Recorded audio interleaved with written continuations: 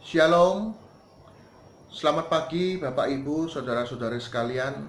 Berjumpa kembali dengan saya Erwin dalam Renungan Harian Gereja Katolik hari Sabtu tanggal 25 April 2020. Bacaan pertama pada pagi hari ini dari 1 Petrus bab 5 ayat 5b sampai dengan 14 yang demikianlah bunyinya. Dan kamu semua, rendahkanlah dirimu seorang terhadap yang lain, sebab Allah menentang orang yang congkak, tetapi mengasihani orang yang rendah hati. Karena itu rendahkanlah dirimu di bawah tangan Tuhan yang kuat, supaya kamu ditinggikannya pada waktunya. Serahkanlah segala kekhawatiranmu kepadanya, sebab Ia yang memelihara kamu. Sadarlah dan berjaga-jagalah. Lawanmu si iblis yang berjalan berkeliling, sama seperti singa yang mengaum-ngaum dan mencari orang yang dapat ditelannya. Lawanlah dia dengan iman yang teguh, sebab kamu tahu bahwa semua saudaramu di seluruh dunia menanggung penderitaan yang sama. Dan Allah sumber segala kasih karunia yang telah memanggil kamu dalam Kristus kepada kemuliaannya yang kekal, akan melengkapi, meneguhkan, menguatkan, dan mengokohkan kamu sesudah kamu menderita seketika lamanya. Ialah yang empunya kuasa sampai selama-lamanya. Dengan perantaraan Silvanus yang kuanggap sebagai seorang saudara yang dapat dipercayai, aku menulis dengan singkat kepada kamu untuk menasihati dan meyakinkan kamu bahwa ini adalah kasih karunia yang benar-benar dari Allah. Berdirilah dengan teguh di dalamnya. Salam kepada kamu sekalian dari kawanmu yang terpilih yang di Babylon, dan juga dari Markus anakku. Berilah salam seorang kepada yang lain dengan cium yang kudus. Damai sejahtera menyertai kamu sekalian yang berada dalam Kristus. Amin. Demikianlah sabda Tuhan. Syukur kepada Allah. Bapak Ibu, firman Tuhan pada pagi hari ini di bacaan yang pertama mengingatkan kepada kita supaya Anda dan saya tidak menjadi orang yang sombong, Bapak Ibu. Karena firman Tuhan dengan sangat jelas berkata, Allah menentang orang yang congkak, tetapi mengasihani orang yang rendah hati. Karena itu, rendahkanlah dirimu di bawah tangan Tuhan yang kuat, supaya kamu ditinggikannya pada waktunya. Firman Tuhan dengan sangat jelas tidak menghendaki Anda dan saya menjadi sombong, Tuhan, Bapak Ibu. Karena kesombongan akan menghancurkan kita. Kesombongan tidak berkenan di hadapan Tuhan. Kita ingat bagaimana peristiwa Adam dan Hawa pada saat mereka digoda oleh iblis untuk makan buah pengetahuan baik dan jahat. Pada saat iblis menggoda Adam dan Hawa dengan mengatakan kalau makan buah ini akan menjadi sama seperti Allah. Ada kesombongan pada Adam dan Hawa ingin menyamai Allah. Dan kemudian mereka jatuh dalam dosa dan diusir dari Taman Eden. Peristiwa yang sama terjadi pada kisah Menara Babel. Bagaimana orang-orang pada saat itu hendak membuat menara yang tingginya sampai langit, Bapak Ibu. Ada kesombongan di sana dan Tuhan menghancurkan itu semua. Dan ada begitu banyak peristiwa-peristiwa di dalam kitab suci yang menunjukkan kesombongan dan berakhir dengan ketidakbaikan, Bapak Ibu. Bapak Ibu, setiap kita, saya percaya, punya nilai-nilai positif. Setiap kita, saya percaya, punya yang namanya kelebihan, Bapak Ibu.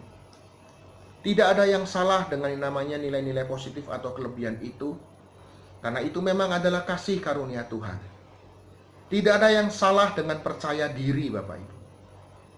Tetapi pada saat kita tidak tahu mana batasan antara percaya diri yang berlebihan, itu akan menjadi kesombongan, Bapak Ibu.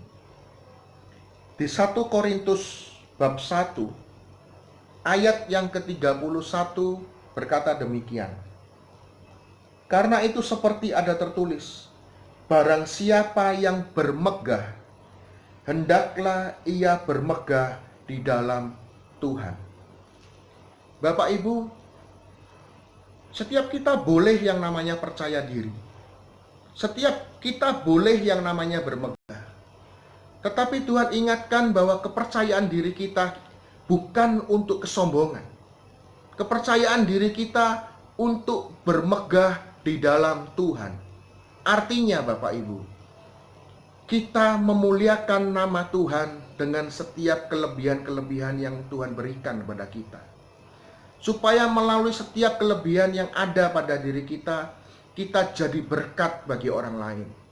Kita memuliakan nama Tuhan. Bukan untuk meninggikan diri kita sendiri, bukan untuk membuat kita menjadi sombong Bapak Ibu.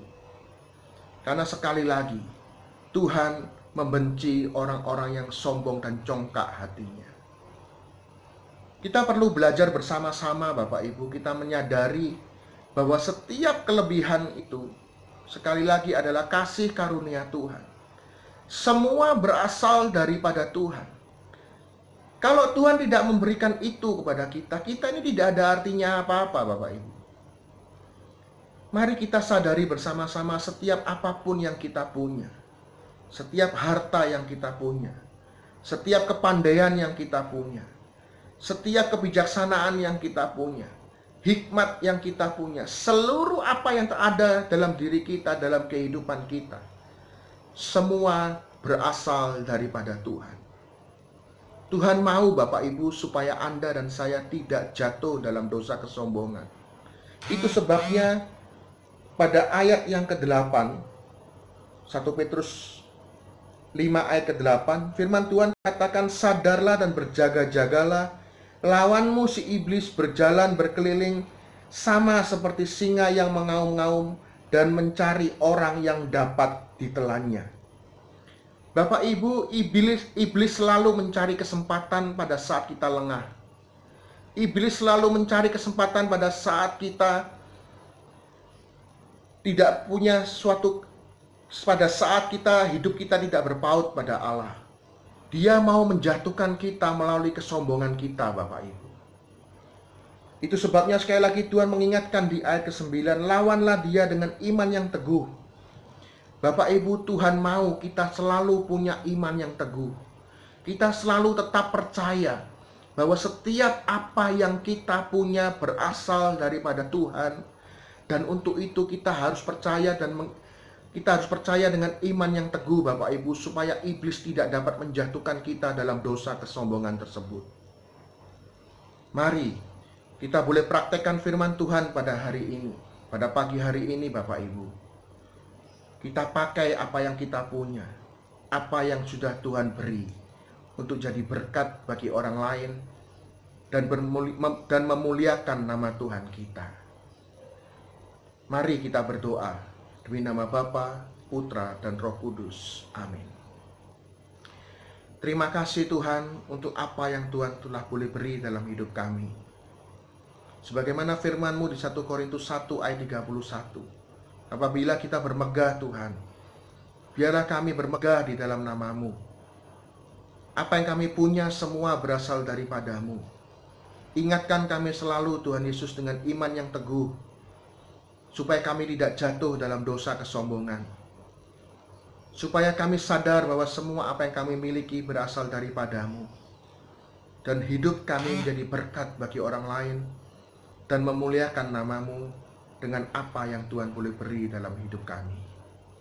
Terima kasih Tuhan boleh ingatkan kami pada pagi hari ini untuk tidak menjadi orang yang congkak hatinya.